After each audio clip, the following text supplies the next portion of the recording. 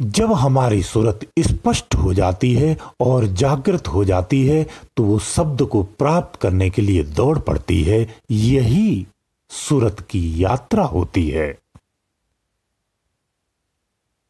ये अनद शब्द में मिलाती है। शब्द भी एक नाद है।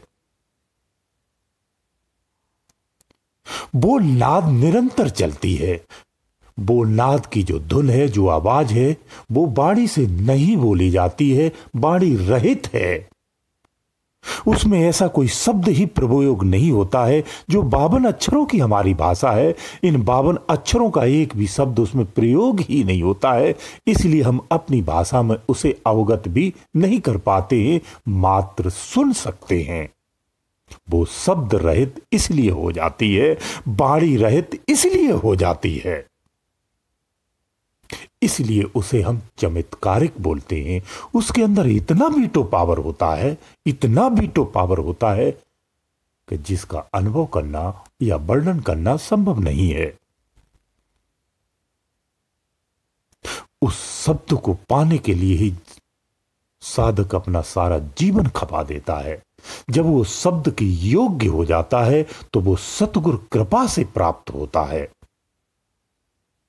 जो शब्द आपको अपने में मिलाता है। कुछ साधक यहीं तक अटके हुए हैं और वो ये कहते हैं कि शब्द में लय होना ही मुक्त होना होता है।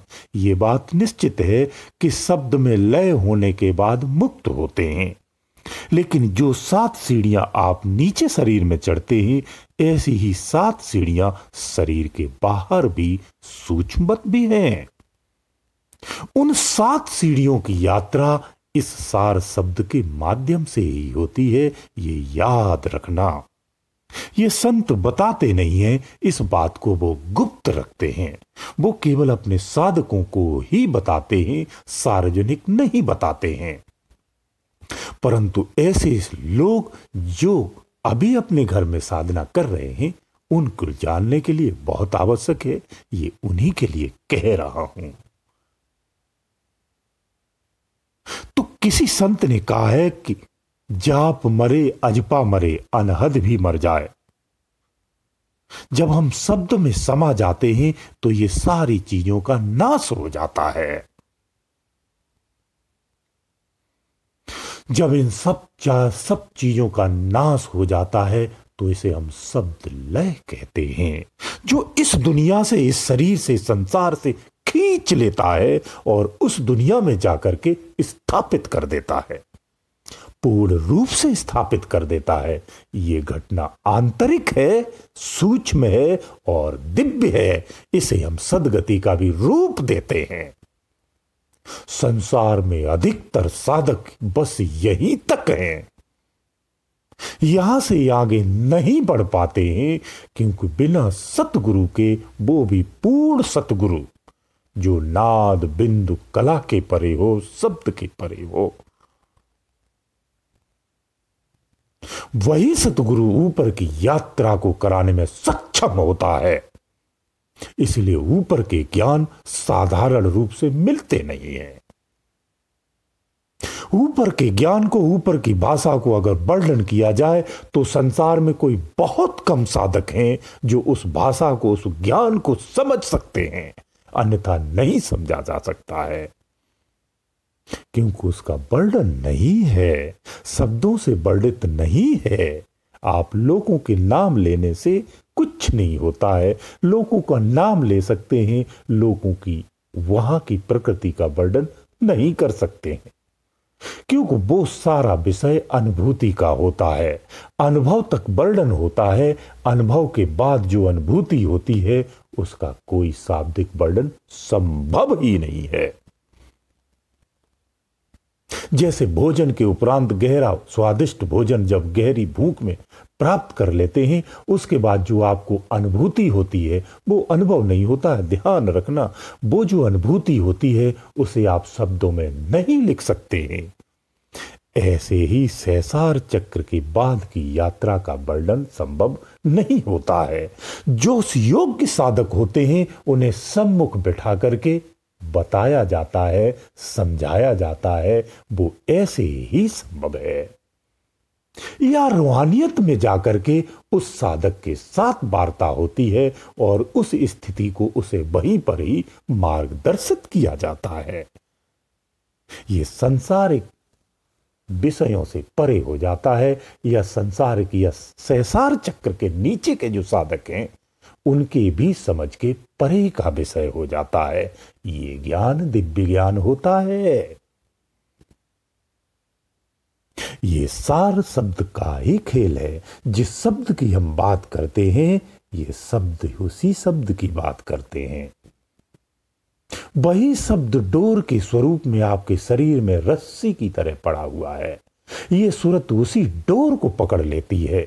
कुछ साधक कबीरपंथी हैं, जैसे आपने उनके सत्संगों में सुना है।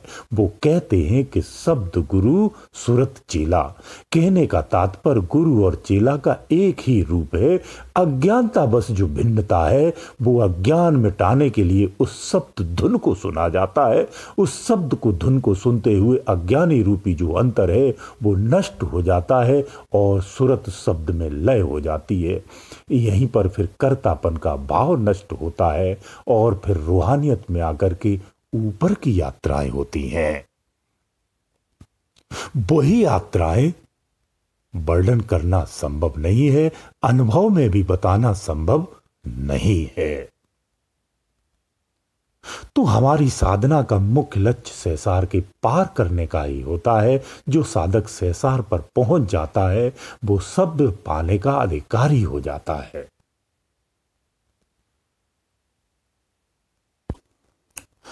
तो शब्द कोई काल्पनिक नहीं है, शब्द की आवाज कोई काल्पनिक नहीं है, शब्द नाद कोई काल्पनिक नहीं है। शब्द सच्चा शब्द है, दिव्य है, बीटो पावर है। उसकी असीम क्षमता, उसकी असीम अनुभूति बहुत ही दिव्य है, विलक्षण है। उसका कोई वर्णन नहीं है। मैं वर्णन करने का प्रयास भी नहीं करता हूं।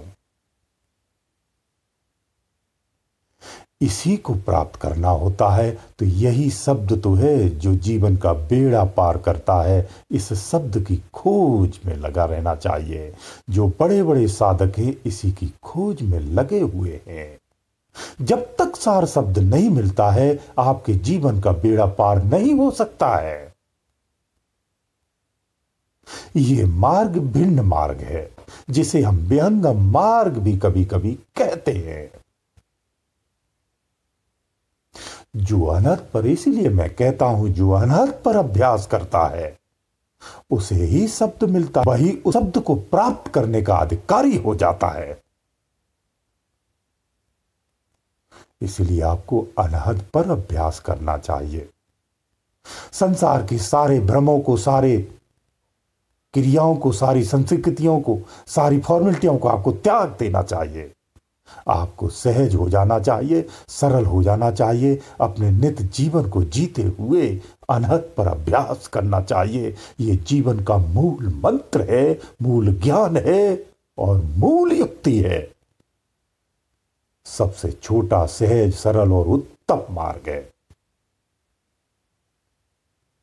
संसार के हर जीव को इस पर अभ्यास करना चाहिए और वास्तव में यही सच्चा मार्ग है, जहां आकर के समस्त मार्गों का संगम होता है और इसी मार्ग से ही अंतिम में मुक्त को प्राप्त होता है। तो शब्द बसा संसार में कबीर नानक साहब ने इसका बहुत अच्छा वर्णन किया है। शब्द ही धरती, शब्द का शब्द ही सत्य भय प्रकाश। संसार में समस्त सृष्टि की रचना और उसका अस्तित्व शब्द के ही कारण है। ये शब्द ही तो समस्त कण कण में समाया हुआ है, जो एक समान एक रस लगातार रहता है। ये कम और ज्यादा कदाप नहीं होता है। ये उसी शब्द की महिमा है।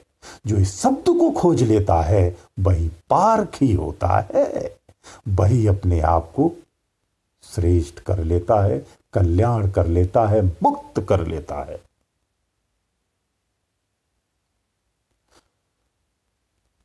सार शब्द काल्पनिक नहीं है, इसलिए आपको भ्रमों में नहीं फंसना चाहिए। बौद्धिक बल से वास्तविक ज्ञान को कभी किसी ने नहीं जाना है, आप भी नहीं जान सकते हैं। और बौद्धिक रूप से अध्यात्म चीजों की कल्पना करना संभव है, क्योंकि आप जो कल्पनाएं करते हैं अध्यात्म उसके बिल्कुल परे और भिन्न होता है।